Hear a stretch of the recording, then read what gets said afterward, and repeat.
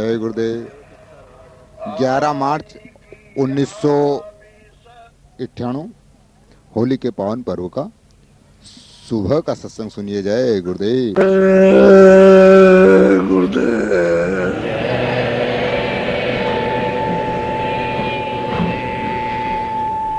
जय गुरुदेव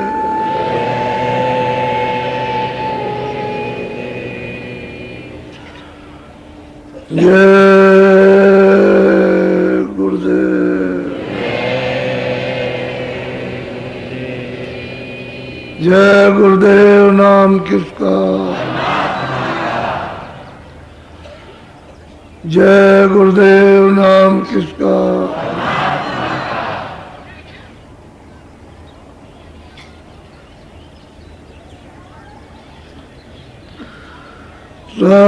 सतगुरु सतनाम तुमको लाखों प्रणाम।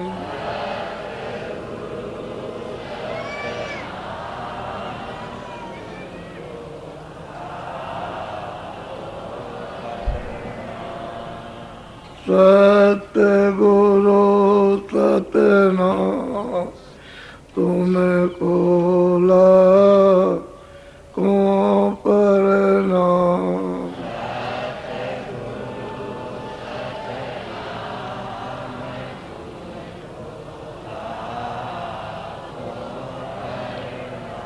कोटिन सूरज चांद सितारे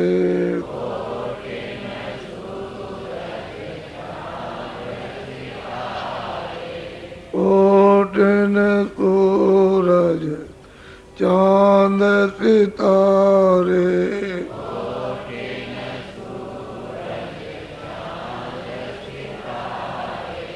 रोम रोम में करें उजारे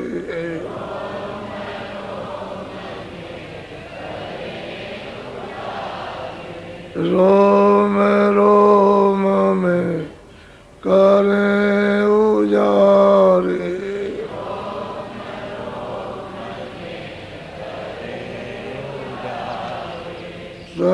सतपुरुष करता तुमको लाखों प्रणाम।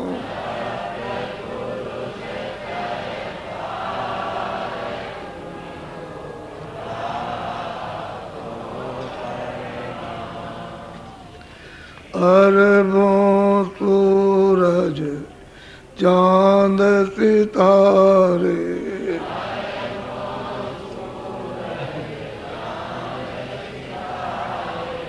अरबों सूरज चांद सितारे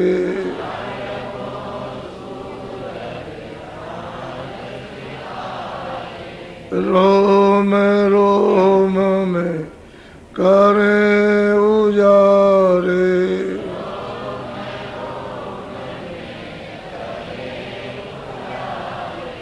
रोम रोम में करें उजारे।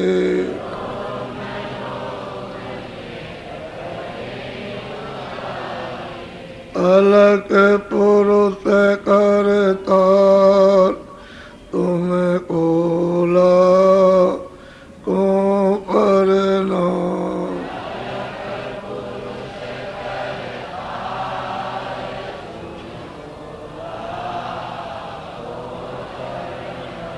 खरबों सूरज चांद सितारे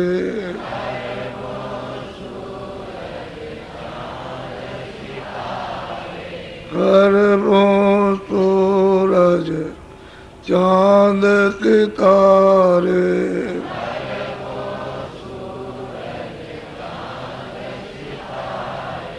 रोम रोम में करें उजारे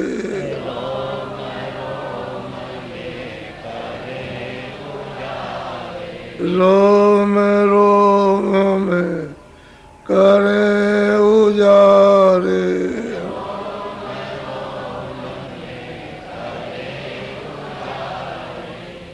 अगम पुरुष करता तुम्हें कोला को करना।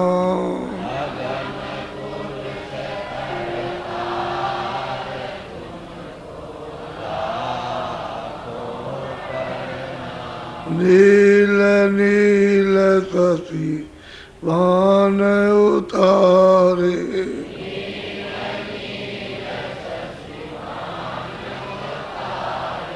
नील नील शशि भान उतारे।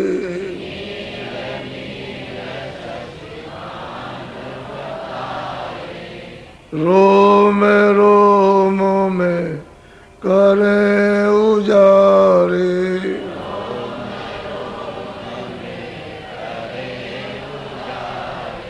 रोम रोम करे उजारे।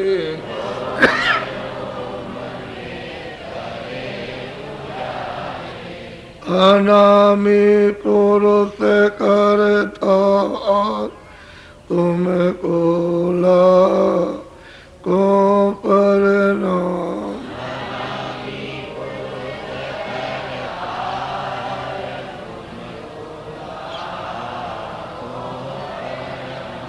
अनामी पुरुष करता तुम कोला को परना।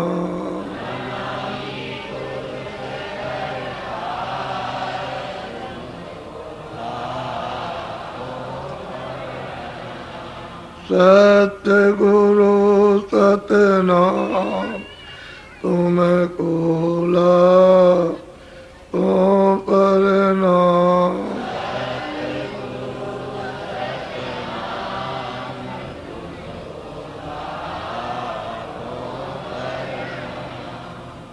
कि सेवकों ने जो उनके प्रेमी और आशिक हुए उन्होंने सब ने इशारा किया। एक कोटान को सूरजों का प्रकाश कुछ नहीं, कुछ भी नहीं है। वो तो प्रेम को प्रदर्शित करने के लिए इशारा संकेत करते। अरबों सूरज चांद उसके एक एक रूप, ये सूरज चांद नहीं, जो भंवर गुफा में सूरज का जो जिक्र किया गया है वो सूरज चांद अरबों, ये भी कुछ नहीं, इन्हें ना के बराबर एक चिन्ह सा है, ये भी कुछ नहीं है। लेकिन प्रेमी की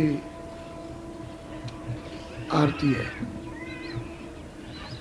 अपने भाव से, भक्ति से, श्रद्धा से, दृष्टि से वो आरत करता है अपने मालिक की बड़ाई की। और खरबों भी सूरज चांद उसके एक में कुछ नहीं, ये तो खाली इशारा मात्र है। जो वहाँ है वो कुछ नहीं है, उसका जो है उसका वर्णन गिनती में नहीं आ सकता। और नील नील उसके एक एक रूप में ये कुछ नहीं। अब उसके पास मुंह तो है नहीं, प्रेमी के पास तो जवान है नहीं कि मालिक की किस तरह से बड़ाई की जाए, तो जो होता है वही करता है। वो तो प्रेम ऐसा अंधा होता है, तो जो मालिक की बड़ाई होगी वही है। लेकिन ये सब जो कुछ है संकेत है, संकेत इशारे उन्होंने किए। जब ये सत्पुरुष नहीं, सतलोक नहीं था, अलग पुरुष अलग लोक नहीं था, अगम पुरुष अगम लोक नहीं था, तो सब अनामी पुरुष वही थे, वही थे। यहाँ कुछ नहीं था, यहाँ कोई चीज नहीं, न वहाँ काल थे, न काल थे, न कुछ ईश्वर थे, न ब्रह्म थे, न देवी थे, न देवता थे, कुछ नहीं थे। सबसे पहले वही थे। उन्हीं में सब कुछ अब भी है और जब भी था। उन्हीं की लहर से, उन्हीं की दया से उन्होंने एक सूरत को अगम लोक पे बैठा दिया, एक सूरत को अलग पोर्ट पे बैठा दिया, एक उनकी सतलोक। ये तीनों उन्होंने एक रस, लेकिन बड़े बड़े छुटाई का, उससे बड़ा वो, उससे बड़ा वो।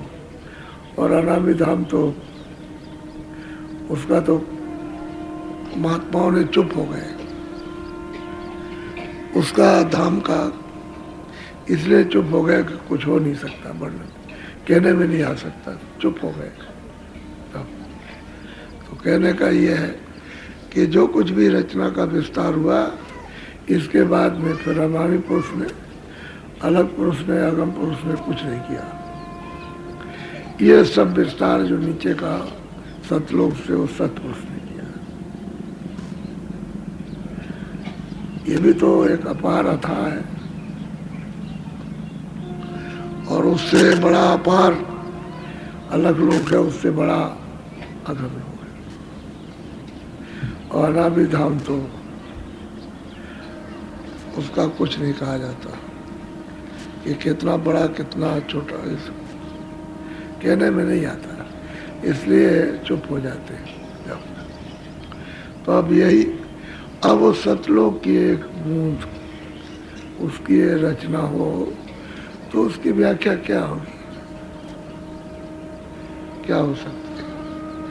अब ये सब सुरतें वही थी, सब जीवात्माएं जिनको रूहें कहते हैं, सोल कहते हैं।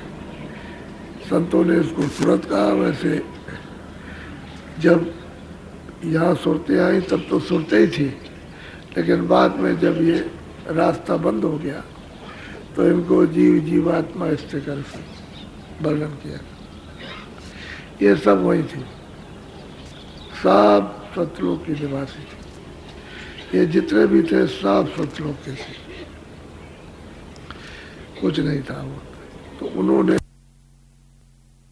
अपनी मौज मर्जी से ये सब नीचे का विस्तार किया।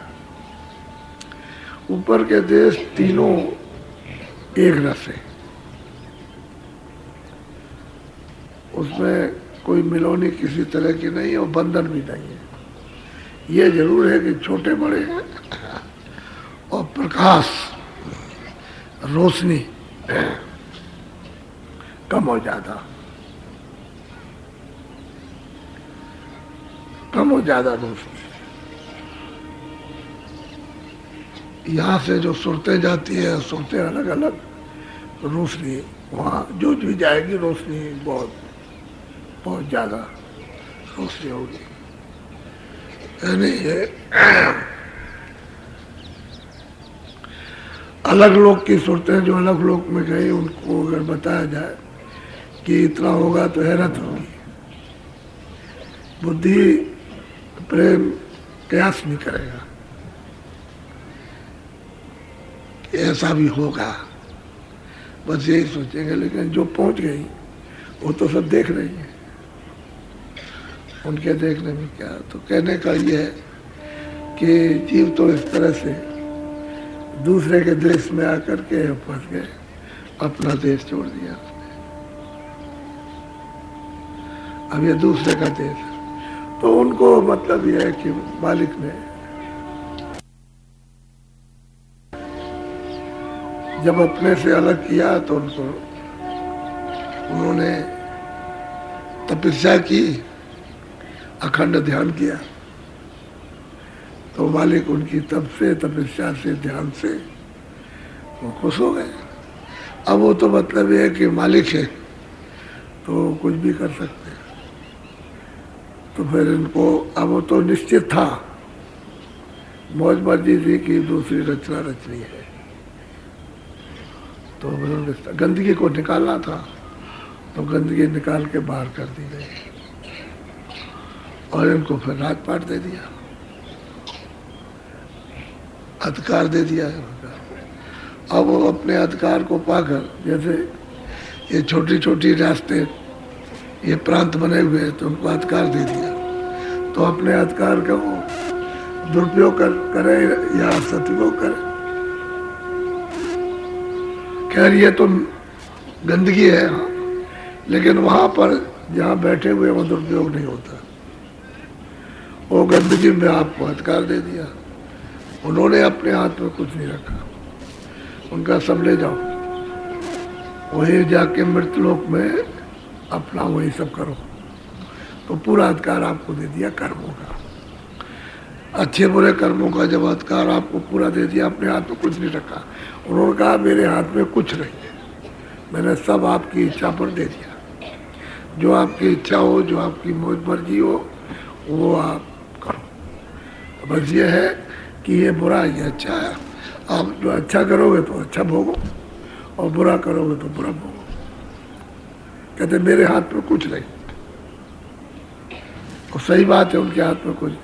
न वो कहेंगे न करो और न वो ये कहेंगे करो, तो दोनों में से एक भी बात नहीं है, सब आपके ऊपर निर्भर। उन्होंने कहा भाई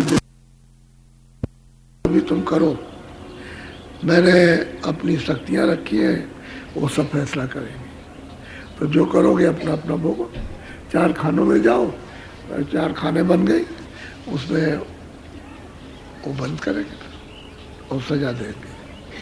हमारे हाथ में कुछ नहीं, तुम जब चाहो तब छूट जाना, लेकिन अब यह है कि सजा भोगना है। जब सजा सुना दी तो उसको भोगो, क्योंकि भोग होनी है।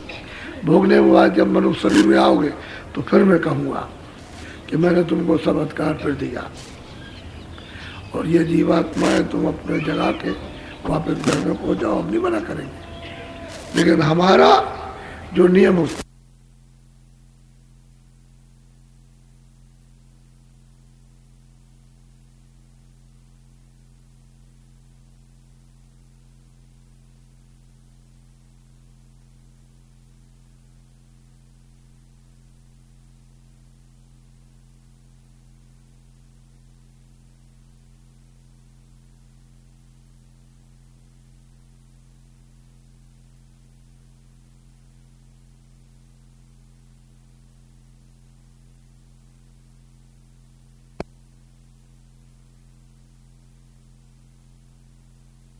पालन करना। फिर उल्लंघन करोगे तो फिर दे दूंगा 4 खानों में। तो अधिकार तो आपको मिला, और आप कहते हो कि नहीं वो कराता है, वो कराता है, वो कुछ नहीं कराता, सब आप करते हो, वो कुछ नहीं कराता। ये सब तुम्हारी क्यों भूल है अज्ञान की, कि उसके ऊपर डालते हो, उसके हाथ में कुछ है ही नहीं।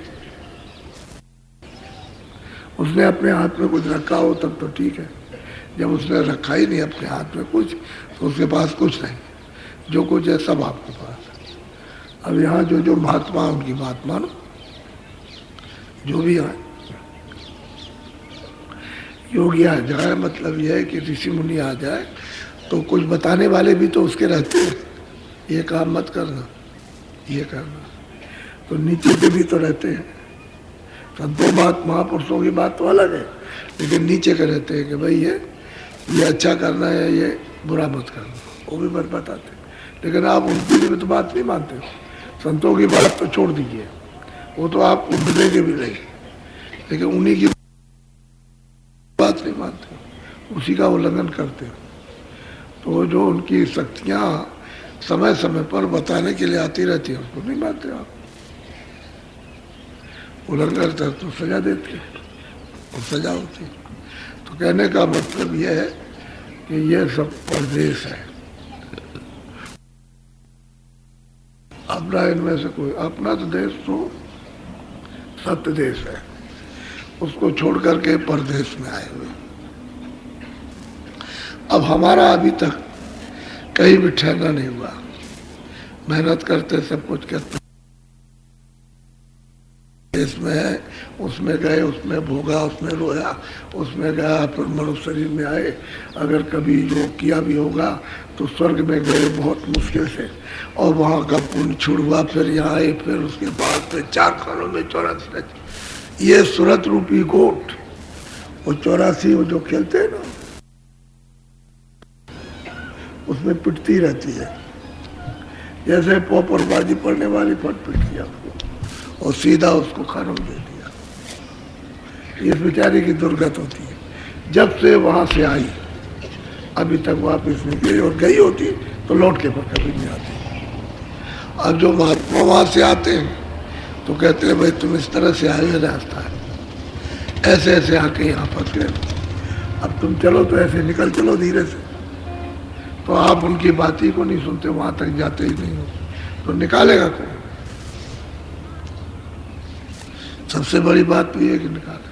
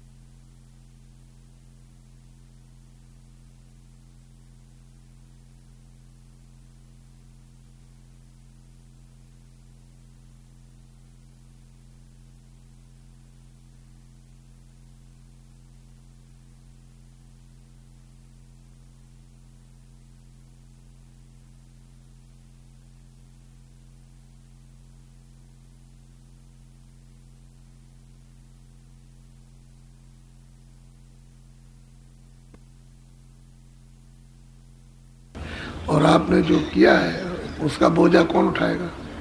क्योंकि बहुत लाद के रखा है आपने। तो अब वो कोई समृद्ध पुरुष मिले तब तो ठीक है, तो आप उसकी बात तो मान लो कम से कम, तो उसको आसानी हो जाए उठाने में और फेंकने में और साफ करने में। और बात नहीं मानते तो फिर कैसे उठेगा? वो तो बात यह है कि नाहक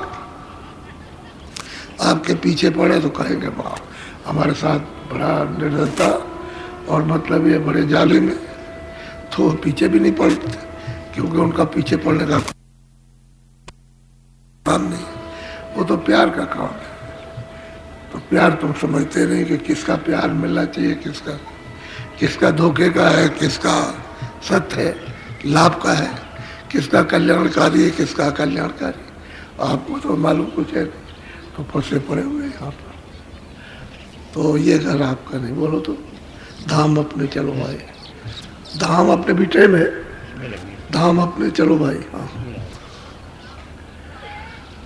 धाम अपने चलो भाई,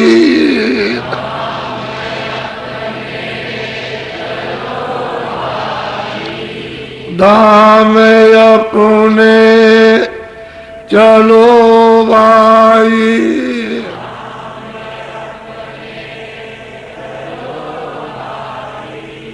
पराए दे नहीं रहना,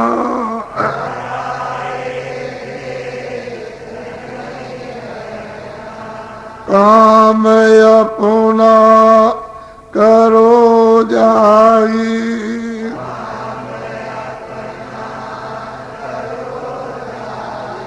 काम अपना करो जाई,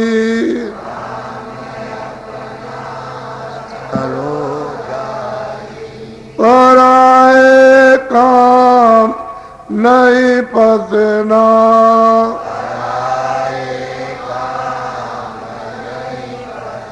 अब यह है कि आप घर की तैयारी तो चलेगी करते रहिए और दूसरे काम में दूसरे के लगे हुए हो, ये भी कर ले, ये भी कर ले, ये भी कर ले, ये इंद्रियों का काम है ना।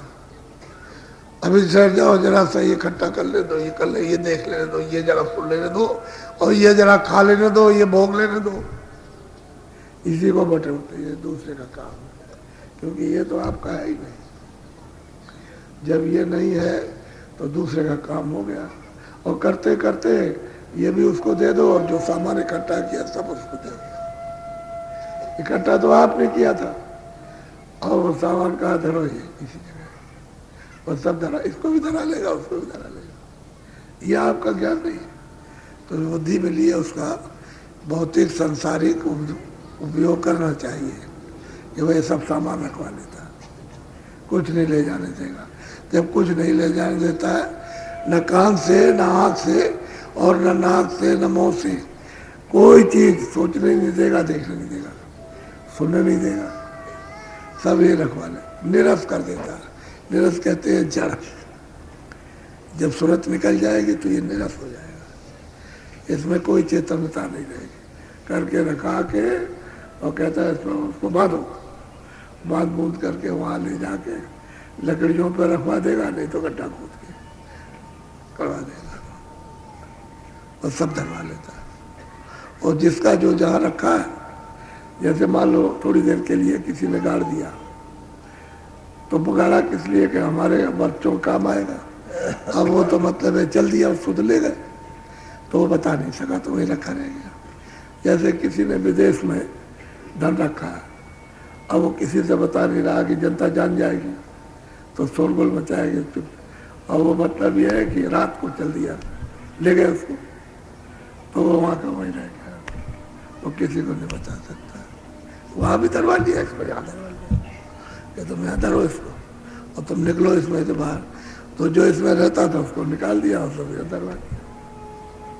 तो महापुरुष कहते हैं भाई ये काम तो अपना नहीं है, ये जो कर रहे हैं तो अपना काम, इसमें कुछ भी नहीं, अपना काम करो। तो गोस्वामी जी महाराज ने जब वो अपने गृहस्थ आश्रम में, यानी घर में, गृहस्थ आश्रम का मतलब माँ बाप के साथ, जब वो रहते थे राजापुर में, राजापुर उत्तर प्रदेश में है, जिला बांदा है,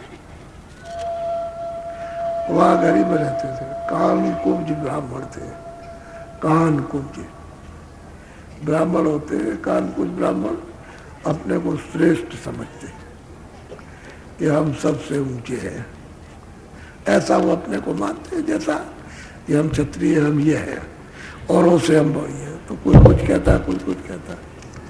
इसी तरह से कानकुब्ज जाति में, भौतिक रखी हुई जाति में, मतलब ब्राह्मण जाति में जन्म लिया था। जैसे सबका शरीर पैदा होता है, ऐसे उनका भी शरीर पैदा हुआ। तो जब उनको चलते फिरते वो छोटी सी उम्र में उनको महापुरुष मिल गए, तो अपना कभी कभी बैठ के अपना करने लगे। अब अपना बैठ के करेंगे, तो ये तो लोग जानते थे ये वो बैठ के कुछ करता है, तो वहाँ बैठ जाता है नदी के किनारे बैठ के, क्योंकि जमुना जी के घाटी पर उनका घर था। ये नीचे जमुना जी बह रही, ऊपर कगार पर था। अब भी उनका कगार ही पर है, तो कगार पर था वहाँ। तो वहाँ कभी नीचे उतर गए, कभी जमुना जी के पास बैठ गए, उसको ढूंढते रहे कि लड़का किधर गया, ये किधर गया, वो क्या घर वाले। कभी वहाँ बैठा हुआ, कभी उधर बैठ गया, कभी, यानी वो किसी को ये बताते नहीं थे कुछ, और जो गुरु महाराज ने बता दिया उसको करते रहते। तो अपनी बीती हुई, अपनी करी हुई बताते कि हमने क्या किया। अब आप लोगों ने तो इसको समझा कि महापुरुष आप तो ऐसे कहते हो, कैसे हो जाता, ऐसे नहीं होता है। जब जरूर लिया है तो कुछ ना कोई मिलेगा, रास्ता बताएगा तभी तो कुछ होगा। तो रास्ता बता दिया तो बैठ के करते हैं। जब उनको कुछ प्राप्त होने लगा और जब ये पूरे हो गए, अधूरे नहीं, आद से अंत तक, आद से आद तक सब देख लिया, तब वो लोगों को समझाते हैं कि भाई देखो तुमको कैसे करना है, तुम कैसे करोगे अपना काम, ये तो पराया काम है, अपना कैसे करो। तो जरा सुनने की चीज है, आप बड़े ध्यान से सुनिए, बोलो।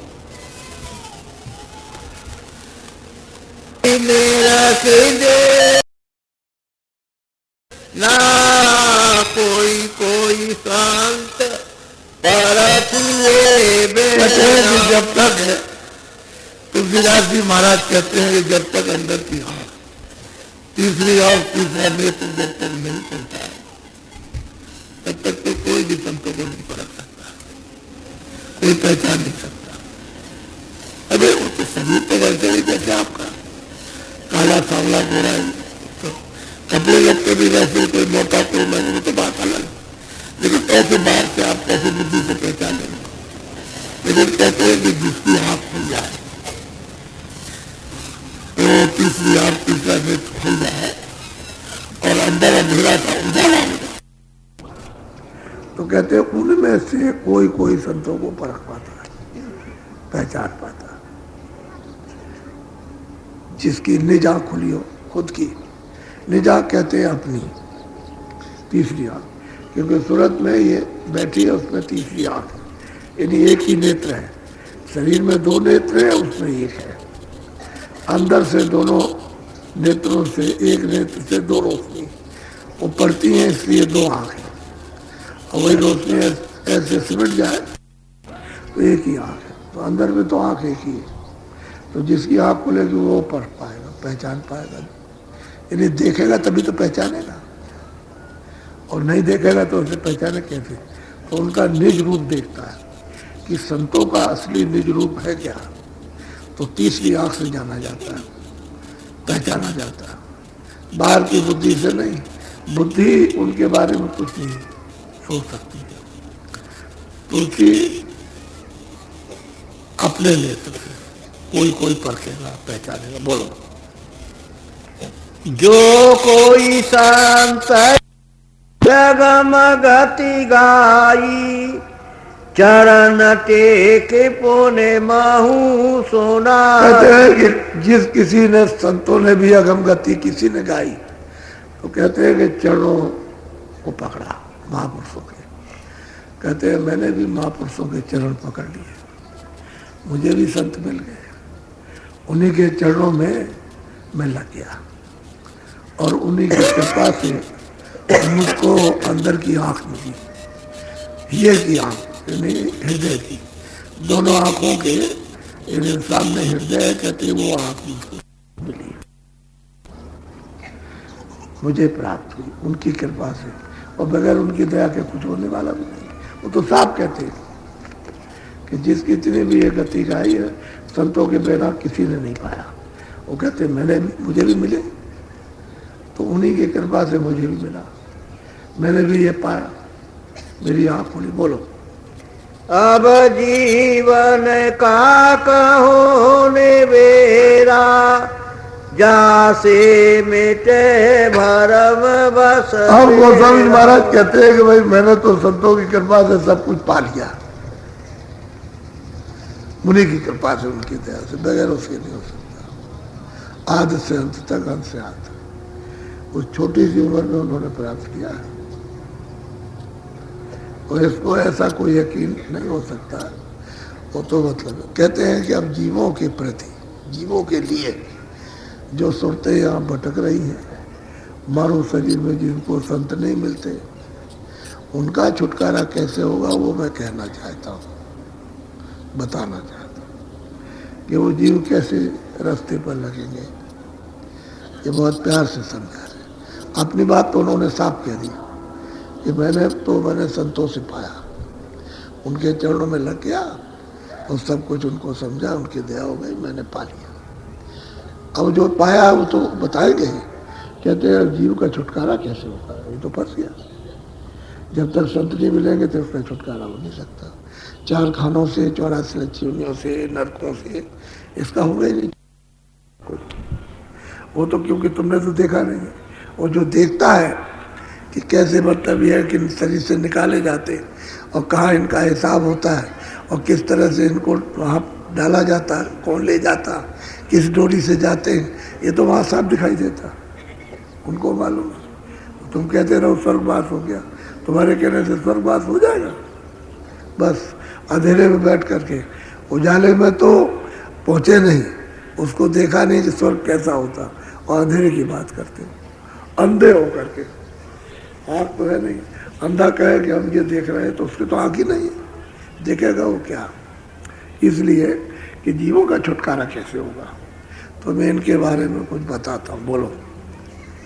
जब या मोक्ति जीव की होई, मोक्ति जाने सत्य गुरु पद। कहते हैं जीव की जगह गति होगी, मुक्ति होगी, इसका छुटकारा होगा जन्म मरण से, तो बगैर संतों के चरणों में गए हुए नहीं होगा, नहीं हो सकता। सतगुरु के पास जाना ही पड़ेगा। जो अनुभवी पुरुष है, जो पूरा है, बगैर उसके पास पहुंचे हुए हो ही नहीं सकता। सीधा फैसला करते हैं गोस्वामी महाराज। और ये अकाट्य वचन है, इसमें कटने वाला नहीं, जो सत्य है वो सत्य ही रहेगा हमेशा। कहते हैं बिना सतगुरु के नहीं होगा, ये जीव की गति हो ही नहीं सकती, जीव को रास्ता मिल ही नहीं सकता। वो अगर मिल जाएंगे तब तो जैसे मुझे मिला ऐसे उसको ही मिल जाएगा। तो साहब कहते हैं कि मुझे भी तो सतगुरु से मिला, मैंने भी तो बगैर गुरु के नहीं प्राप्त किया, उन्हीं की कृपा और दया से। कब? कि जब मैं शरणागति हो गया होता। बोलो। सत्य गुरु संत कंज में वासा, सोरते लाई जो चढ़े आकाश। अब कहते हैं कि सतगुरु सूरत कंज में वासा, कहते हैं आंखों के ऊपर में नीलगिर पर्वत है, वहाँ सतगुरु का निवास है। कहते हैं कि जो गुरु का कोई दर्शन करना चाहे, पकड़ना चाहे, तो अपनी आंखों को उलट करके दोनों तिलों को एक करके, एकाग्र करके और ऊपर को निशाना मारे तो फिर वो गुरु का स्थान मिल जाएगा, उसको दिखाई देगा। वो कहते हैं जो यहाँ लाकर सूरत को चारों तरफ से समेट करके अपने दोनों चश्मों को एक करता हो, ऐसा कोई फकीर कामयाब हो और वो रास्ता बता दे, और साधक भी दोनों चश्मों को, आँखों को अपनी बंद करके सामने देखता हो, तो कहते हैं कि वो गुरु वहाँ बैठे कंज में, कहते हैं रोज वहाँ निवास करे, यहाँ बैठ जाए, उसी पर, उसी में बैठ जाए, वहाँ पर रोज बैठे, रोज प्रति रोज, रोज रोज, ऐसा नहीं। लेकिन जो भेद बताया उसका अब करोगे नहीं तो कैसे होगा। कहते हैं सच रास्ता बताएगा, तो तुम रोज करो, रोज रोज नागा मत करो, बैठ के रोज ध्यान करो, भजन करो, सुमरन करो, रोज करो। अब आपने एक दिन किया, 2 दिन किया और उसके बाद में फिर महीनों नहीं किया, फिर पूछा कि भाई तुमने किया क्यों नहीं, कह लगे हमको समय नहीं मिला, हम काम में फंस गए। तो काम तो आपके पास कभी बंद नहीं होगा, काम तो रहता ही है, लेकिन ये कि सोते भी हो, काम रहता है, खाना भी खाते हो, काम रहता है तो ये काम करते हो, काम रहता है तो रिश्तेदारी में जाते हो, काम रहता है तो बीमार 4-5 महीनों पड़े रहते हो, काम कहीं बंद होता। काम तो जब तक तेरी श्वास है तब तक नहीं छूटेगा। तो ऐसे तुमको भजन करना चाहिए था, रोज रोज रोज रोज करते। तो अब 1 दिन, 2 दिन, 4 दिन किया, उसके बाद महीनों, 2 महीने, 4 महीने छोड़ दिया, तो क्या होगा उसका। अब ये तो मतलब है कि एक हंसी मजाक सी हो गई, रोज करो। तो कहते हैं भाई सतगुरु उस कंज में निवास करते हैं, नीलागिर पर्वत है उस पर। कहते हैं तुम दृष्टि को अपनी जोड़ करके और सामने खड़ी करो तो तिल मिल जाएगा, और तिल में अपनी सूरत को पेल दो, यानी उसी में मतलब प्रवेश कर दो। पेलने का मतलब प्रवेश करो उसमें, तो तिल खुल जाएगा। पहले तो मालूम होगा खिड़की हो गई, फिर दरवाजा हो जाएगा, फिर वो सामने दिखाई देगा। सामने एक छोटा सा तारा चमकेगा, कभी चमकेगा कभी गायब हो जाएगा, ऐसा होता है। फिर चमकता है फिर गायब हो जाता है। हीरा उसके सामने कुछ नहीं है, बहुत चमकता है और गायब हो जाता है। ऐसा मालूम बहुत बारीक सा, उस पर दृष्टि को रोक दो तो दृष्टि साफ हो जाए, हमारी जाए। तो तुम्हारी उसी के ऊपर में वो हीरे की नोक, यानी मतलब उसी पर दृष्टि को ऐसे करने से, रोकने से वो कूड़ा कचरा जो उसके सामने हो साफ होता जाएगा, और दृष्टि जैसे खुलेगी वैसे बड़ा होता जाएगा। आपकी दृष्टि खुलती जाएगी, बड़ा होता जाएगा, वो ऐसे बड़ा होगा, ऐसे इस तरह है। तो फिर वो तारा चमकता है, जैसे सुबह देखते हो तेज तारा निकलता है, ऐसा तारा चमकता है। चारों तरफ आकाश है, तो ये आकाश नहीं है, बहुत साफ आकाश। वो आकाश अच्छा लगता है तो उसमें चमकता है। जब उस पर दृष्टि रोकते हो तो झन झन झन झन झन झन झन, यानी आनंदित आवाजें झनकारे आ रही है, झन झन झन झन। जब दृष्टि रोकोगे तभी झन झन कानों से सुनाई देता है। तो कहते हैं भाई वहां तुम निवास करो, रोज ठहरो, रुको। वहां रुक जाओगे तो सदगुरु तुम्हारे सामने प्रकट हो जाए। बोलो। श्याम कंजली लागिर सोई तिल पारे मान जा। कहते हैं कि तिल का प्रमाण है, एक छोटा सा है उसका, लेकिन नीलगिरि पर्वत है, उस पर ये विराजमान चरण कमल है। लेकिन सूरत को साफ क्यों नहीं शुरू शुरू में दिखाई दे कि उसकी आंख बंद है। जैसे बंद हो गई तो जरा जरा सी खोलेगा तभी तो मतलब साफ होगी, तभी खुलेगी। तो जुग जुग से बंद है, अंधी बिल्कुल हो गई एकदम से, घोर अंधकार, कर्मों के पर्दे सामने पड़े हुए हैं। उसको रोकने से धीरे धीरे सफाई होती चली जाती है, तो धुंधलापन हो जाएगा, अंधेरा मिट जाएगा। जैसे मालूम होता है कोई कहीं से रोशनी आ रही है, फिर वैसे देखता है, देखते देखते वो भी हट जाएगा। यानी बारीक से बारीक कर्म और गहरे से गहरे घोर, वो सब दिखाई देते हैं कि कर्मों के पर्दे कैसे उठते हैं, जो जमा होते हैं, सब आते सामने। उनको जब देखता है तो कहते हैं नीलगिरि पर्वत। बोलो। छेन छेन मन को तहाँ लगावे एक पलक छूट। अब ये क्यों साधक को क्यों समझा रहे हैं कि पहले इन्होंने किया है, गुरु से रास्ता लेकर के पहले किया। तो कहते हैं छिन छिन, छिन कहते हैं सबसे छोटा समय।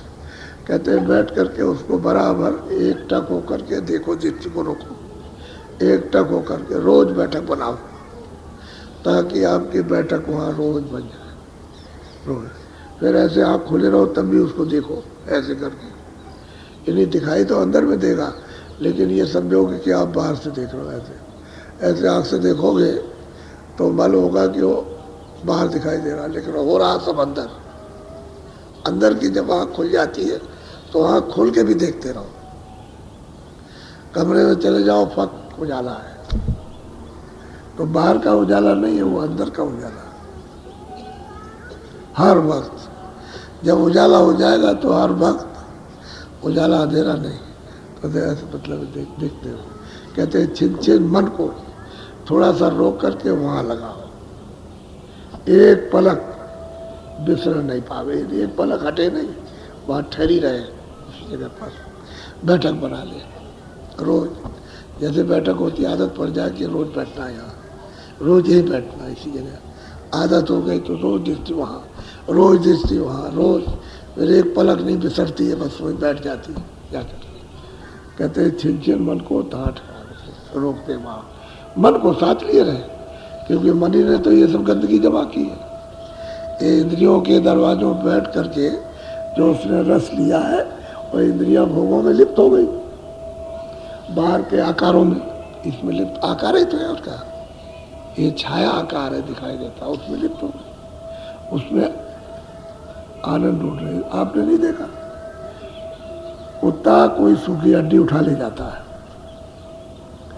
और वो ले जाएगा, इधर उधर देखता रहेगा, वहाँ अकेले चुपचाप बैठ जाएगा और सूखी हड्डी को दांत से खूब अच्छी तरह से कटक कटक करके चबाएगा और उसके जबड़े से खून निकलेगा, उसी को पिएगा अपने खून को। हड्डी में तो कोई खून है नहीं, अरे हड्डी में तो खून है नहीं है, और जबड़े से कट कट करता है तो खून निकलता है, उसी को पीता है। तो क्या समझता है कि इससे हड्डी में से रस आ रहा, अपना ही खून अपना ही पीता है और समझता है कि हड्डी में से निकल रहा, आप उसको पी रहे हैं। ठीक यही बात है कि ठंडक तो आपके अंदर में क्षणिक आनंद की है, और आप समझते हो कि इससे मिल रही है, उससे कुछ नहीं मिल रही। कहते हैं कि मन इधर उधर, कहते हैं वहाँ थोड़ा रोक दे और वहाँ उस पर लगाए मन को। सूरत की दृष्टि और मन, ये दोनों साथ ही काम कर रहे हैं। जिन मन को ताह लगा दो, कहते हैं उसी जगह नील पर्वत, उस तिल पर जहाँ रोशनी हो रही वही लगाए, रोक दे उसको। बोलो। सुरते ठहरानी रहे आकाशा तिल खिड़की मैं निस अब गोस्वामी जी महाराज कहते हैं भाई तिल खिड़की में निस दिन निवास हो जाए तुम्हारा ठहरने का। रोज मतलब है जब बंद करो आग तब ठहर जाओ, जब बंद करो अब ठहर उसी पर रुको, उसी में ठहरो, मन को साथ लेकर के रुको। बोलो। गगन द्वार दिखे एक तारा अनहद नाद सुने जन। अब वो कहते हैं जब तुम रोज रोज अपनी दृष्टि को रोकोगे, उस पर रोके रहोगे, मन को साथ लिए रहोगे, मन साथ देगा, तो कहते हैं फिर वो आकाश सामने दिखाई देगा, उसमें एक तारा चमकता है, बड़ा प्रकाश है, ऐसा नहीं चमकता, उसका छिटका हुआ चारों तरफ। जब आप उसको देखोगे और ऐसे दृष्टि देखने लगी तो अनंतनाद उसमें से उच्चारण हो रहा, आवाजें आ रही, तरह तरह की आवाज़ सुनाई देती है और बहुत मधुर होती है, मीठी, अच्छी लगती है। ऐसी आवाज़ें यहाँ नहीं है कहीं भी, किसी बाजे में किसी चीज़ में नहीं ऐसी आवाज़ें। वो तो अनंतनाद है, वो तो अमृत से, यानी मतलब यह है कि सना हुआ आवाज़ आती है तो बहुत ठंडी, हल्की, शीतल और प्रफुल्लित, बहुत अच्छी और पकड़ने वाली, जैसे चुम्बक होता है ना अपनी तरफ खींचता, ऐसे ही वो आनंद खींचता उस तरफ को, क्योंकि उस तो अमृत से है बाणी, तो अमृत जैसी बाणी तो अपनी तरफ खींचेगी। और ये क्या है, तो सब आग है, इसमें तपन है, उसमें कोई तपन नहीं। तो कहते हैं अनहद नाद वहाँ से जानकारें वहाँ से आती बजने की। बोलो। अनहद सुने गुने नहीं भाई, सूरत ठीक ठहरे। कहते हैं कि उसको सुनो, जो अनहदनाद हो रहा है उस तारे पर अपनी दृष्टि रखो, और जो उधर से सुनाई दे उसको कान से सुनो, सुनते सुनते सुनते सुनते सुन लो पहले कि किस किस तरह की आवाजें हैं, तो पता चलेगा। कई प्रकार की आवाजें, बहुत तरह के बाजे बजते हैं। कहते हैं सुनते सुनते सुनते सुनते अगर गुरु ने आपको उसका भेद बता दिया कि ये है नाम, ये शब्द है, तो जो शब्द बता दें, जो बाजा बता दें, फिर उसको सुनो, सुनते सुनते फिर उसमें कहते हैं क्या है, ढूंढो, यानी ढूंढो कि वो जो गुरु ने जो बाजा बताया वो किधर गया, कहाँ है वो। फिर जब आप उसको ढूंढने लगोगे, उसी में खोजने लगोगे, उसी में छाटने लगोगे, तो फिर वो बाजा आपको सुनाई देगा, तो सब बाजे बंद हो जाएंगे। वो 1 घंटा की आवाज़ सुनाई देने लगेगी, आप खुद कहोगे और बाजे बंद हो गए। बहुत से साधक ये कहते हैं कि पहले हमको बहुत सुनाई देता था, लेकिन जब घंटे की आवाज़ आई और सुनी तो सब बाजे बंद हो गए। तो वो बाजा आपको सुनाई देगा, तो घंटे की आवाज़ को सुनो और सुनते सुनते सुनते उसमें लय हो जाओ। लय होने का मतलब रत हो जाओ, यानी उसी आवाज़ में बिल्कुल इधर उधर का सब ध्यान, 2 मिनट का हो, 4 मिनट का हो, 10 मिनट का हो, इधर उधर का सब ध्यान तोड़ करके बस उसी में, तो वो आवाज़ आपको खींच लेगी, ऊपर को खींचेगी, क्योंकि आस्थान से आ रही है, जहाँ वो बैठे हुए उसी में से निकल रही है आवाज़, तो वो आवाज़ खींचेगी। बाकी जो बंद हो गई वो वहाँ की आवाज़ें नहीं थी, वो और जगह की आवाज़ें थी, वो आ रही थी मिली जुली, और मिली जुली जब आ रही थी तो ये भी उसमें आ रही थी। तो ये जो भेद बताया गया, जब आपने उसको छाटा, उसमें बुना, तब फिर मतलब आवाज़ सुनाई दी तो और बंद हो गई, सीधी आवाज़ आने लगी। तो उसमें लय हो जाओ, रत हो जाओ, तो आवाज़ खींचेगी, खींचेगी छोड़ेगी, खींचेगी छोड़ेगी, क्योंकि एकाएक खींच ले जाए तो आप अधोष हो जाओगे, हजम नहीं कर सकते। बहुत रोशनी है और बहुत नशा है, तो नशा अगर चढ़ जाए एकाएक तो फिर आप जगत के काम के नहीं रहोगे, तो सारी काम फिर नहीं होगा, पागल जैसे हो जाओगे। तो घर के लोग आपको पकड़ के वहाँ अस्पताल में ले जाएंगे, कह लगे कि हमारा आदमी पागल हो गया, और ये और पागल नहीं हुआ, आप पर तो दूसरा नशा चढ़ गया। और वो अगर गुरु रहेंगे और उनके पास चला तब तो उतार देंगे, और गुरु मान लो ना रहा तो फिर नशा नहीं उतरेगा, वो मुश्किल है, बहुत नशा होता है। संसारी नशे उसके सामने कुछ नहीं, बहुत नशा रहेगा। तो गुरु जो है वो उतना ही तो छोड़ेगा, बंद करेगा, छोड़ेगा, खींचेगा, छोड़ेगा, खींचेगा, उतार देगा, चढ़ाएगा, क्योंकि हजम करोगे उतना ही, हजम से बाहर होगा नहीं खींचेगा, छोड़ देगा। तो गुरु की क्रिया वहाँ जारी रहती है, क्योंकि वो ऊपर बैठे हुए, तो जब तक वो तब काम नहीं। तो छोड़ोगे, मत करोगे तो उसको हजम करोगे। वो जो नशा है आवाज में से, प्रकाश में से, उसमें हजम हुआ, दृष्टि से भी हजम होगा, कानों से भी हजम होगा, और जो पियोगे वो हजम होगा, नहीं तो एकदम बौखला जाओगे। कुछ नहीं, चले ये सब मिट्टी है, ये घर कुछ नहीं है, द्वार कुछ नहीं, चिल्ला पड़ोगे, कहोगे कुछ नहीं है, ये सब है, तो ये सब धोखा है। तो फिर लोग कहेंगे ये क्या हो गया, तुम तो समझ नहीं सकते। कभी कभी ऐसा होता है कि लेट के साधन करता है तो सूरत उसकी खिंच गई ऊपर, तब तक वो आ गया, उसको हिलाया, ये उठो उठो उठो, तो देखा कि वो कान तो बंद किया है, आँख भी बंद की है, कहने लगे ये हिलाया, किसी ने मालूम नहीं किया तो उसको हिलाया, तो वो जैसे मर गया, तो ढंडोरा पिट गया कि मर गया। अब मर गया मतलब ये अब कुछ नहीं। तो फिर ले आने लगे, कपल ले आए और बांस उठा करके ले आए कि चलो इसको लाद के ले चलेंगे। तब तक उसके हाथ खुली, आँख खुले, तो फिर मतलब वो जगह कह लगे, हम लोग तो ये समझे थे कि मर गए होंगे। तो ऐसा कभी किसी से भजन करने वाले से बोलना नहीं चाहिए। अगर भजन करता हो और ऐसी घटना कभी दिखाई दे कि बिल्कुल ऐसा हो गया, मर गया, तो आप कुछ मत, अपने आप उठ जाएगा, बोलना नहीं। ऐसा होता है, कभी कोई अचानक में आ गया, कोई गैर आदमी, उसको बुलाने के लिए कहा कि उठो उठो, तो उसको उठाने लगा, तो फिर देखेगा ही तो यहाँ कुछ नहीं है, तो शोर मचाएगा कि वो तो मर गया। ऐसा होता है।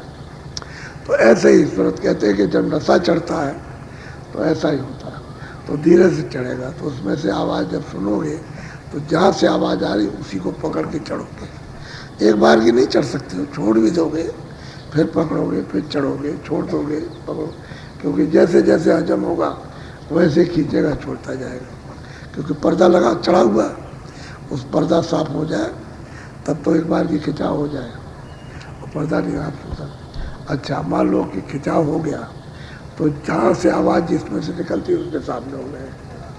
तो गोस्वामी जी महाराज जब खींचे तो उन्होंने देखा कि मोह विलोक राम मुस्काई, मिलेगा आवाज़ के खींचे दर्शन नहीं होगा, आवाज़ ने खींच लिया और खींच के सामने खड़ा कर दिया, सामने देख रहे हैं, क्योंकि जिसमें से आवाज़ निकलती है वो नाम ही है, और जहाँ तक आवाज़ जा रही वो नाम है। तो नाम को पकड़ा और नामी के पास पहुँचे, बगैर नाम पकड़े हुए, बगैर शब्द पकड़े हुए, बगैर बाजा पकड़े हुए उसके पास नहीं जा सकते, दूसरा कोई रास्ता ही नहीं जाने, बाजा ही पकड़ के जाएंगे। तो कहते हैं कि वह चिन चिन मन को ता लगा, एक पलक बिसरन नहीं पावे। अब कहते हैं कि जब अनहद बाजा बजने लगे तो उसको सुनो, सुनते रहो उसको, फिर जो आप याद करो कि हमको वो कौन सा बाजा बताया कि इसमें से वो सुने, तब आप उसकी खोज करो, उसमें से छांटो। तो जब खोज करते रहोगे वो बाजा मिल जाए, वो बाजा मिल जाए, तो उसी में से आवाज़ आने लगेगी। जब उसको आप पकड़ोगे तो और बाजे बंद हो जाएंगे, फिर बंद हो जाते, बंद हो जाएगा तो फिर उसको पकड़ लो आप, धीरे धीरे फिर रोज उसको पकड़ो कि किधर गया। बाजे तो फिर बाजे सुनाई देंगे, लेकिन फिर पकड़ो, फिर पकड़ो, फिर बंद हो जाएगा, फिर बाजे बजेंगे, फिर बंद हो जाएगा, फिर बजेंगे, फिर बंद हो जाएगा। और जब तुम्हारी सूरत ले हो जाएगी तो सब बंद हो जाएंगे, फिर तो सीधी आवाज़ आने लगेगी, वही आवाज़ ले जाने ले आने वाली, ले आएगी, ले जाएगी, फिर वही आवाज़ आपके साथ हो जाएगी।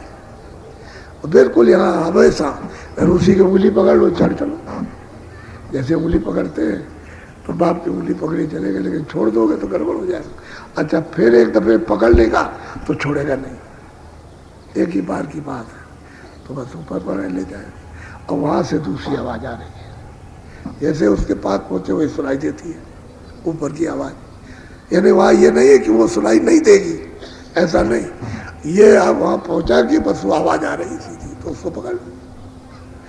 तो कहते हैं कि वहां सुनो, लेकिन अगर नहीं गुनोगे, मन उस पर और सूरत के कान नहीं लगाओगे तो नहीं छटेगी। तो कैसे ऐसा न करना, उसको गुनो, चाट लो, उसको बोलो। चूबे अमृत पिय अघाई, पीवत पीवत मन सके। कहते हैं कि उसी जो तारा खिला हुआ उसमें से अमृत चूता है, उसको खूब पियो, खूब। तो पीते पीते पीते पीते हर रोज पियोगे, वो तो चू ही रहा है, जैसे टोटी खोल दीजिए तो पानी वैसे टपक रहा है, वैसे ही टपक रहा है। खूब पियो, खूब छक जाएगा, क्योंकि वो तो असली चीज तो वही है कि उसी को तो छोड़ दिया, उसी की तो तलाश कर रहा है। और बड़ी मुश्किल से, बड़े सौभाग्य से, बड़ी कृपा हो गई तो वो चीज मिली। तो पीते पीते पीते पीते बस बल उछाड़ पछाड़ भाग दौड़ विकल्प संकल्प सब खत्म कर देगा। बस अब कहते उसी को उस पर चलो, तो रोज रोज फिर पिएगा, बस पीते पीते फिर चल जाएगा। संसारी भोग तो इसके इंद्रियों से हटते ही खत्म। जैसे ये अपना उसने भाग दौड़ की, रस लेना बंद किया इंद्रियों का, तो इंद्रियां भी हट जाएंगी। तो इंद्रियां तो इसी की वजह से दौड़ती, ये उधर में दौड़ी तो जब ये नहीं लगेगा, रस नहीं लेगा, तो इंद्रियां क्या करेंगी, तो फिर उधर लग जाएगा उस तरफ को। तो पीते पीते पीते पीते से तब ये सूरत का साथ देता है। अब देगा सूरत का साथ, अब ये लगेगा सूरत के साथ, क्योंकि अभी पीने लगा ना, अब अमृत चू रहा तो पी रहा। बोलो। हाँ। सूरत साथ संग ठहराई, तब मन थिर था सूरत। कहते हैं कि सूरत के साथ ये मन रहेगा, और सूरत अपने निशाने पर जब दृष्टि एकाग्र करेगी तो ये साथ दे देगा, और ये दोनों साथी अब हो जाएंगे। पहले तो मित्र थे ही, जब ऊपर से साथ लगाए गए थे तब तो इनकी पक्की दोस्ती थी, और यहाँ इंद्रियों के ये तौर पर जब इधर रस लेने लगा तो धीरे धीरे ये इसका आदि हो गया, तो सूरत की और मन की दुश्मनी हो गई। अब ये इसको ठिकाने नहीं लगने देता, अब इसकी मदद के बगैर उधर जा नहीं सकती, क्योंकि ये साथ नहीं देगा तो उधर नहीं लगेगी, वो दृष्टि रुकेगी नहीं।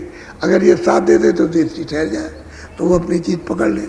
जब अपना निशाना पक्का मजबूत कर लेगी और इसको रस मिल जाएगा तो ये साथी हो जाएगा, फिर मदद करेगा, फिर सूरत का साथ देगा। और कहाँ तक देगा, जहाँ तक इसका स्थान है वहाँ तक पूरा साथ देगा। तो बोलो। सूरत ठहरे द्वार जिन पकड़ा, मन अपंग होए मानो जग। अब गोस्वामी जी महाराज कहते हैं कि जिस किसी ने भी कहते हैं कि ये दरवाजा जिसने पकड़ा और ये रस लिया उसने, जो अमृत चूता है, और सूरत उस दरवाजे पर बार बार वहाँ टिक गई, बैठक बना ली, तो ये मन अपंग हो जाएगा। फिर इसके सब तार कट जाते भाग दौड़ के सारे, और स्थिर हो जाता है। वो बताते हैं जैसा उनका हुआ वैसे ही बता रहे हो। बोलो। चमके बीज गगन के माई, जब आई उजास पा। अब गोस्वामी जी महाराज कहते हैं कि मैंने जो कुछ देखा, कहते हैं मैं रोज रोज ठहरा, मन ने मेरा साथ दिया, ये अपंग हो गया। तो कहते हैं गगन में बिजली चमक रही है बहुत जोरों की। ये बिजली क्या चीज है, जितनी चमक आती है, ये तो कुछ भी नहीं है। कहते हैं बिजली चमकती है, बहुत तेज लाइट, ऐसा मालूम होता है कि फक उजाला हो गया एकदम। ऐसी आती है कि इतनी मशीनें भी तेज काम नहीं करेंगे, बिजली चमके बिजली, गरजे बादल, वहाँ बिजली भी चमकती है, उसके साथ साथ में गर्जन होती है बहुत जोर की, बहुत जोर की गर्जन। कहते हैं फिर वो उजाला जब उसको दृष्टि धीरे धीरे लप लप लप लप देखती है तो उस प्रकाश को सहन करती है, बहुत प्रकाश है। तो धीरे धीरे, तो जब उसको धीरे धीरे देखती है, बंद होती है, देखती बंद हो, क्योंकि जब तेज लाइट आएगी तो आँख बंद हो जाएगी, नहीं बर्दाश्त कर सकती, तो बस आती है जाती है। तो सहन जब करेगी तो धीरे धीरे प्रकाश फिर उधर से उतरता है, स्थिर होता आता है।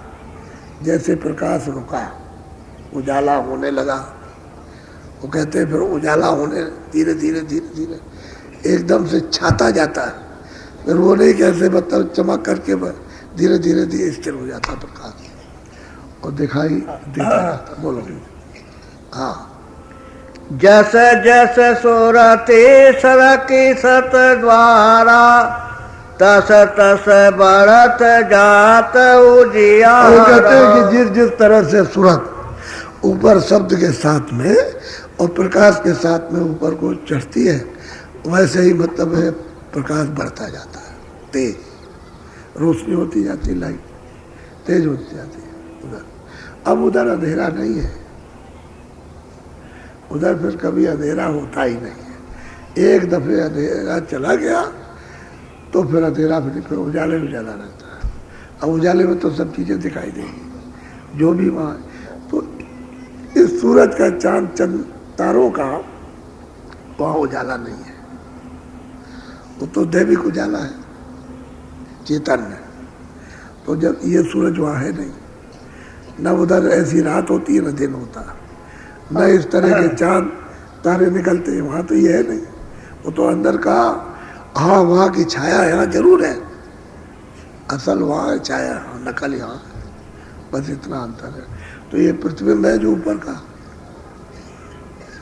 ये जो आप सूरज का देखते हो प्रतिबिंब है, ये अक्स है, अक्स। एक पर्दे में दूसरा, दूसरे पर्दे में तीसरा, तीसरे, कितने पर्दों में पढ़ करके तब ये आया। इसको आप समझते हो सूरज चांद तारे, लेकिन वहाँ असली सूरज, असली चांद, असली तारे वहाँ पर, ये नहीं। तो वहाँ कभी रात नहीं होती है, ना सुबह होती है। बोलो। शैल श्याम सुरते से लसमानी, झारे झारे चुबे कूप से। अब वो कहते हैं कि जब उस पर उधर उजाला हुआ तो कहते हैं कि श्याम, यानी मतलब यह है कि श्याम सुंदर। कहते हैं उधर दिखाई जब दिए तो जैसे कुएं से पानी झर झर झर झर झरने से झर झर झर झर झर झर पानी गिरता है, ऐसे ही अमृत चूता गिरता है, बरसता है, जड़ी बरसती जैसे और बरस रहता है। तभी तो सुरते प्रौढ़ मजबूत होती है, स्नान करके निर्मल होती है, साफ होती है, नहाती। ये पानी नहीं है जो अमृत बरसता है, वो ये नहीं है अमृत, यहाँ नहीं अमृत है। ये जरूर है कि उसकी तीसरे दिल से ठंडक आ रही है, ये बात है। यानी पर्दों में होकर के छन करके ठंडक आती है, अमृत नहीं है। अमृत तो जब आँख खुलेगी, कान खुलेंगे तभी पीने को मिलेगा, ऐसे नहीं मिलेगा। तो कहते हैं वहाँ जर्जर प्रकाश उधर से आया, आवाज़ उधर से आ रही है, श्याम से सामने, यानी मतलब ये है कि उनका दर्शन हो रहा। तो कहते हैं जैसे कुएं से पानी निकल रहा है झरने से, ऐसे ही अमृत गिरता रहता है। फिर वहाँ इसमें स्नान करते हैं। चलो बोलो। माना है तेर अमीय अघाना, तात पांच रंग विधि।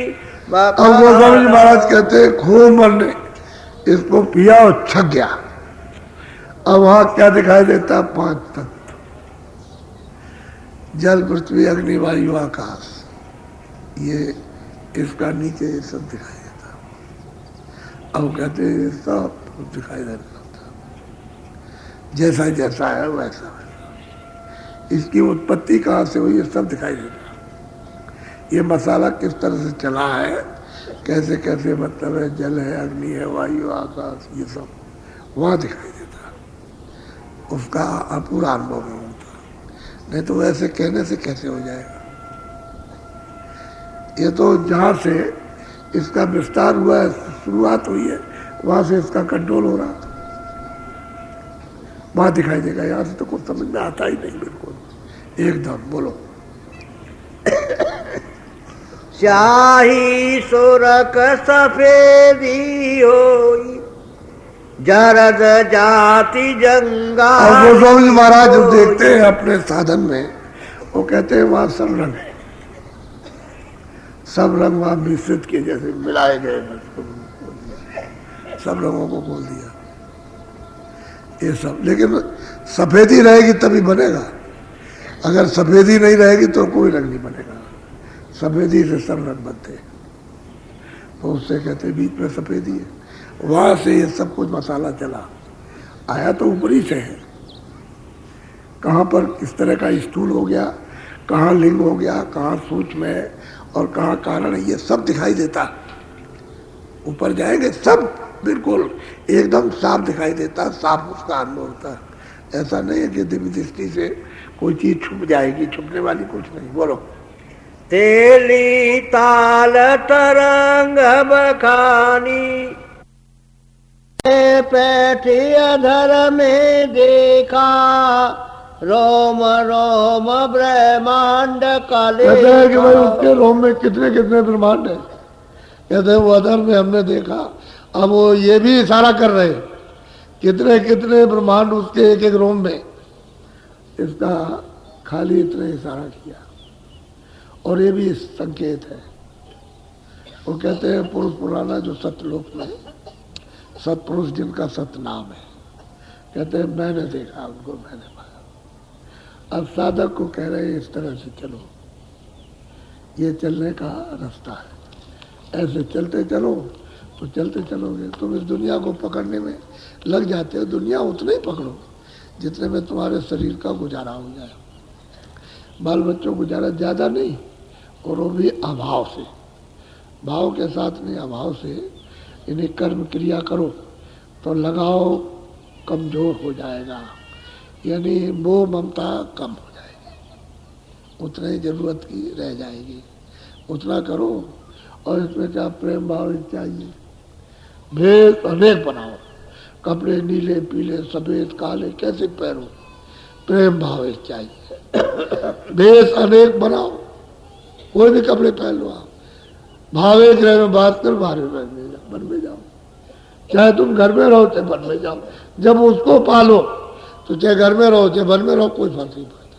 किसी तरह का कोई कपड़ा पहन लो आप, कपड़ा मत अंगूठी लगा लो, सफेद कपड़ा पहनो काले पर्वत पहन लो, उससे कुछ नहीं है, उससे कुछ होता नहीं है। क्यों कि जनेऊ में और कपड़ों में तो बंधा नहीं है कि मैं जनेऊ में और कपड़ों में बंधा हूँ, तो वो तो अंदर सूरत है, उसे आज़ाद करना।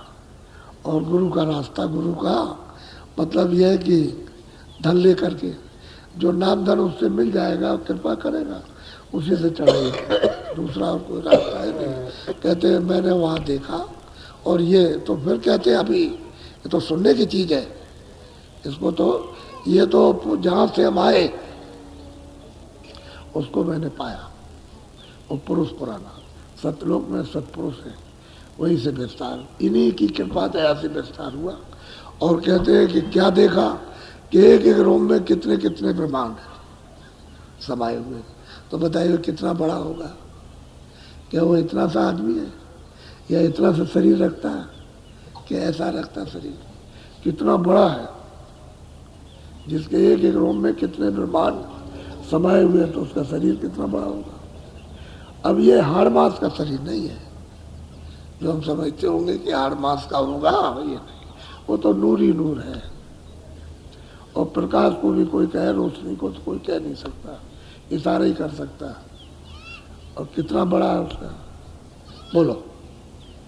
अंडयने कयंत कछुनाई, पिंड ब्रह्मांड देखी माई। कहते हैं पिंड ब्रह्मांड, मैंने इस पिंड को भी देखा, अंड को भी देखा, ब्रह्मांड को भी देखा, और पार ब्रह्मांड को भी देखा, और सब मैंने घाट पर देखा। कौन से कहते हैं, गुरु के घाट पर, वहां पर हमने ये सब देखा। अब तो रास्ता साफ हो गया। अब यहाँ से वहां तक जब रास्ता साफ हो गया तो सूरत को आने जाने में क्या देर लगेगी, कुछ भी देर नहीं। इसलिए मैंने सब ये देखा। बोलो।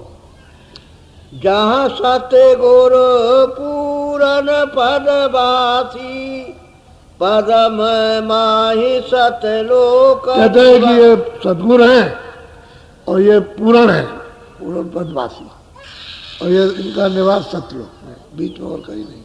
और ये सतलोक से कभी इधर आते भी नहीं, ये वही रहते हैं, अपनी जगह का नहीं छोड़ते।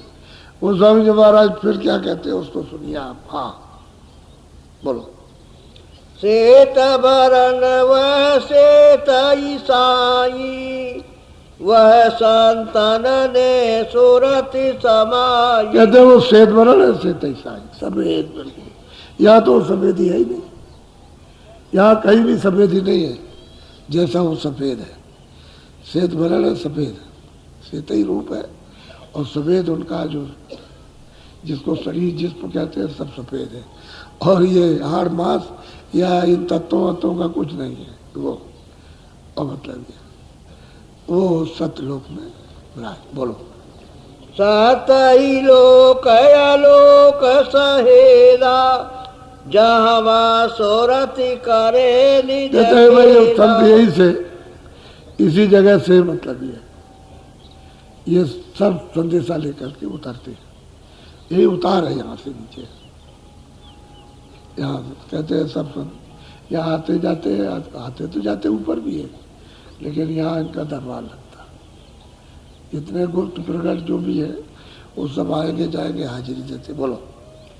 सूरत संत करे कोई सेला, चौथा पद सत नाम दोहेला। कहते हैं कोई जो संत होंगे उसी इस लोक में सतपुरुष के पास आते जाते, बाकी वहां कोई पहुंच नहीं सकता।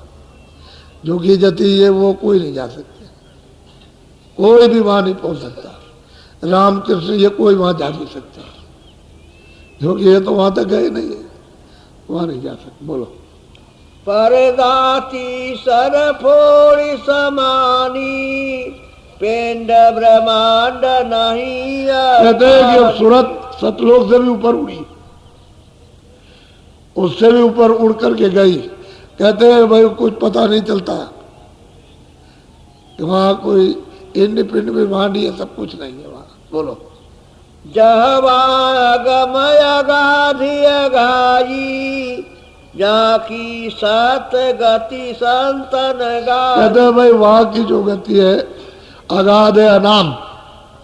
अगाध कहते हैं अनाम जिसका कोई नाम ना हो।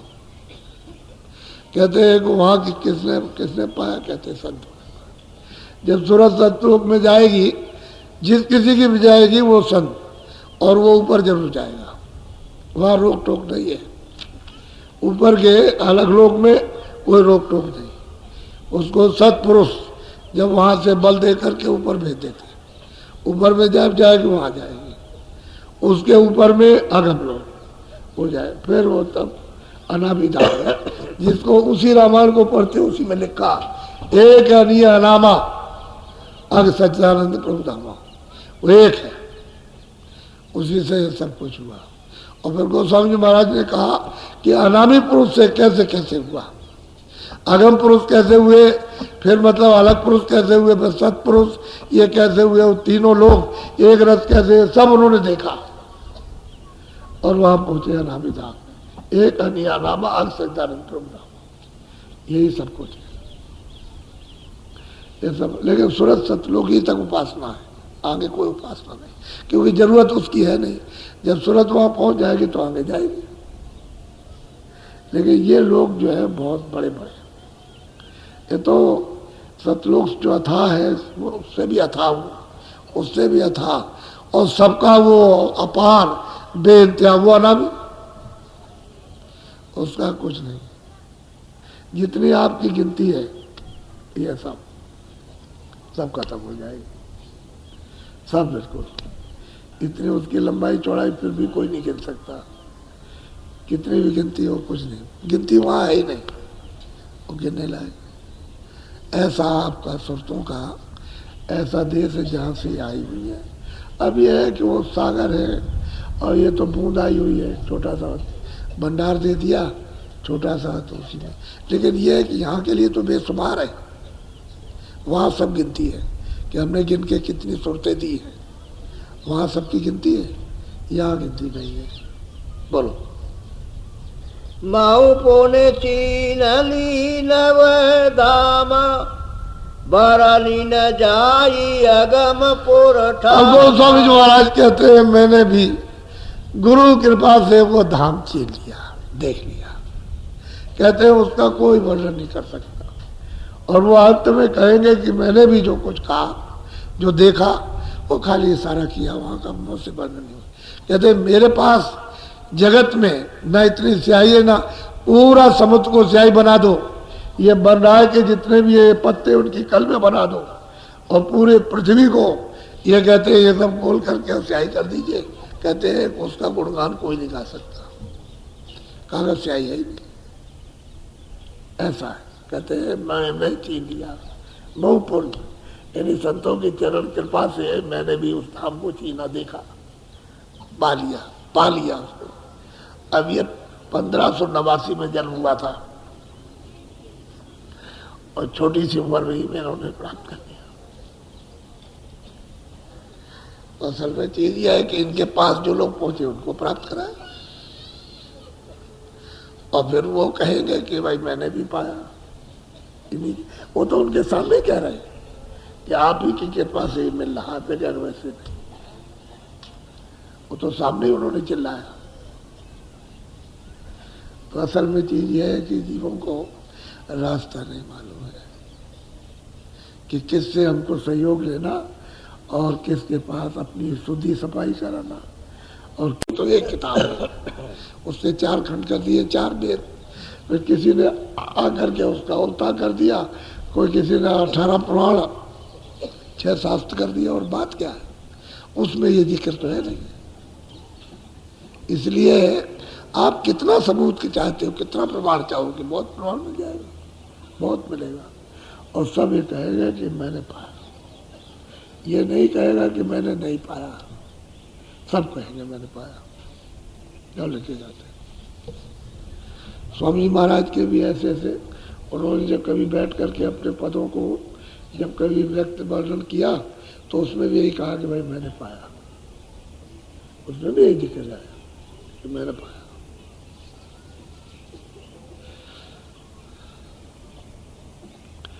आज हो गया, बोलो। तुलसी नैन से नहीं हेरा, संत बिना नहीं हो निवेरा। महाराज कहते हैं कि मैंने जो कुछ भी अपने घाट पर हृदय में बैठ करके जो कुछ सूरत को जगा करके देखा है, वो सैन कहते हैं इशारे किए। मैंने खाली इशारा किया, वहां का कुछ वर्णन नहीं कर सकता। सैन ने कहा इशारे में। कहते हैं कि संत बिना कोई नहीं पा सकता। ये उनका फैसला है अंतिम, कि किसी को अगर मिलेगा तो संतों से मिलेगा, जो वहां आते और जाते होंगे। जो आएगा जाएगा नहीं, वो नहीं वहां पहुंचा सकता। कहते हैं संतों से ही मिलेगा उसे, कि मुझे भी उनसे मिला और जिस किसी को भी मिला उसको उनसे मिला, उसे मिलेगा। दूसरा कोई उपाय नहीं। और ये विचारेगा, पता ही नहीं कि मैं कहाँ जाऊंगा। जब उनको किसी को बताने की खुद की खबर हो तब तो बताए खुदा का पता। अब खुद पता नहीं कि मैं कौन हूँ शरीर में, उनको क्या बता देगा इनको कि क्या हो तुम, मुझे नहीं बता। जब खुद को जाने कि मैं भाई कौन हूँ, कहाँ से आया हूँ, तब तो वो बता सकता है कि तुम ये हो, तुम वहाँ से आए हो, तुम वहाँ जाओ। नहीं तो कौन कहते हैं बगैर संतों के नहीं होगा, बगैर उनके पाए हुए नहीं हो सकता। मैंने भी उन्हीं की कृपा से छीना और पाया, और जो कुछ पाया, जो कुछ देखा, वो सब मैंने उसके लिए सैन कहते हैं इशारे किए। तो आज है दूसरा दिन है, आज 11 तारीख है, दूसरा दिन। शाम को सत्संग के बाद नामदान होगा। शाम को नामदान हो जाएगा। नामदान का मतलब है कि इतना कमरा, इतना बड़ा हॉल कहीं मिलेगा नहीं। तो महात्मा क्या करते हैं, कहाँ इनको ले जाएंगे, यहाँ से उठा के वहाँ बैठाएंगे, तो पर आ लेते, किसी को कमरा बना दिया और नामदान दे देते। जिसको लेना है उसे मिल जाएगा, जिसको नहीं लेना उसे कुछ नहीं मिलेगा। उसके पल्ले कुछ नहीं पड़ेगा। जिसको मिल रहा उसको मिल जाएगा। ऐसा अपने को नहीं भ्रम में फंसना कि सबके सामने बताया, सबके सामने। ये सबके सामने नहीं है, ये गोपनीय है। गोपनीय वस्तु गोपनीय उन्हीं को मिलेगी जो चाहता है, उनको नहीं मिलेगी जो नहीं चाहते। आप क्यों ऐसा समझते हो? शंका क्यों पैदा करते हो? किसी को शंका नहीं करनी चाहिए। जब जैसा वक्त और समय आता है तब तैसा वैसा कर लिया जाता है और वैसा ही काम होता है, वैसे ही संकल्प होता है, वैसे दीवार बन जाती है। उसी तरह का आप क्यों अपने में शंका क्यों करते हैं? और फिर यह है कि पहले जैसा तो बनता रहे नहीं कि कान फूंक दिया, कि कान फूंकने का नहीं। यह है नामदान, आत्म धन का दान है और वो मिलना चाहिए। अब वो नहीं मिलेगा तो काम बनेगा नहीं। तो नामदान सर्वोपरिदान, ये उस तरह की दीक्षा शिक्षा और रास्ता नहीं जैसे संसारी, ऐसे कुछ नहीं। मैं एक दफ़े यहाँ से बहुत दिन 50 साल पहले ये जा रहा था मथुरा वृंदावन, पैदल चला जा रहा था। तो वहाँ कीर्तन हो रहा था तो मैं भी बैठ गया। तो भैया कौन सा मंदिर है? कहने लगे लुटेरे हनुमान है। लुटेरे हनुमान। तो कीर्तन हो रहा था तो बहुत अच्छा कीर्तन कर रहे थे, हम भी बैठ गए। वहाँ बैठे रहे, बहुत देर तक बैठे रहे। करीब 11 बजा। अब ये वो कहाँ जाएंगे वृंदावन में, चलो रात को ही रह जाएंगे। तो वहीं पर मतलब बैठे रहे, कीर्तन होता रहा। तब तक शायद दो तांगे आए। बस वो लोगों ने कीर्तन तो फेंका, छोड़ दिया सब उसी वक्त, फौरन जाकर के लूट लिया। और 2 3 4 उस तांगे वाले के उसके लगाए, सामान छीन चाल करके सब ले दे करके और बस फिर कीर्तन बैठ गए, हरे राम हरे कृष्ण हरे राम। तो हमने कहा भाई ये हनुमान जी ऐसे क्यों लुटे रहे? कह लगे आपने अभी देखा नहीं कि क्या हो गया? लूट करके फिर जय राम जय कृष्ण जय राम जय कृष्ण। तो वो प्रसिद्ध है, अभी फिर से पूछेगा लुटेरे हनुमान से सब जाते हैं, मेरे सामने की घटना। तो असल में कहने का मतलब यह है कि अब ये इसमें फंसे रहो तो तुमको मालिक मिलेगा, इसी में उलझे रहोगे। इससे क्या होने वाला? पराया धन मतलब ये इसको लेकर कोई अच्छा काम थोड़ी। जय गुरुदेव।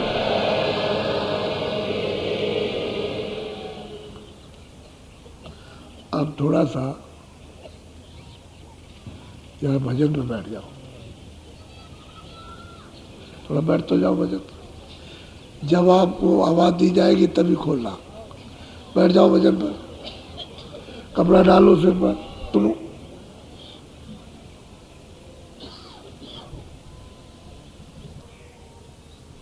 खोलो।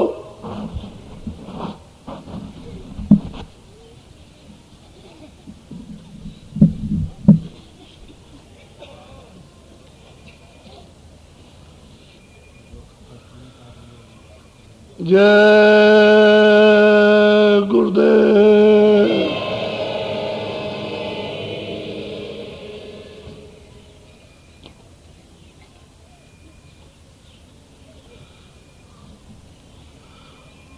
जो प्रेमी कल सुबह मिल चुके हैं वो आप मत बैठिए। जो अभी नए आए हैं वो बहुत इधर उधर भाग रहे हैं, तो वो लोग कतार में बैठ जाएंगे और वो मिल लेंगे।